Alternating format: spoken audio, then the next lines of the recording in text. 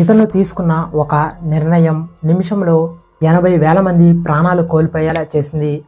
రెండో ప్రపంచ యుద్ధంలో జపాన్ పెరల్ హార్బర్ మీద చేసిన దాడికి ప్రతిదాడిగా అమెరికా అధ్యక్షుడు రూజ్వెల్ట్ ఆదేశంతో అమెరికా యుద్ధంలోకి దిగింది.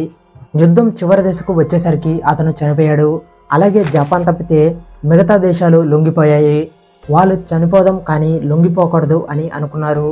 రూజ్వెల్ట్ తర్వాత అధ్యక్షుడు అయిన హ్యారీ ఎస్ ట్రూమ్యాన్ తొందరగా యుద్ధాన్ని ఆపేయాలని అనుకున్నాడు.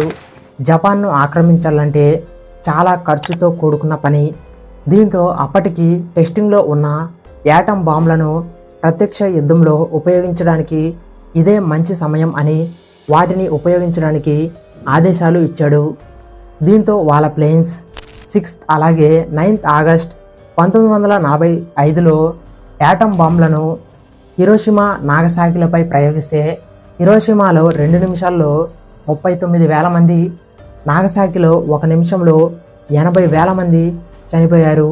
తర్వాత ఇంకా పెరిగారు కూడా. జపాన్ కూడా లొంగిపోయింది.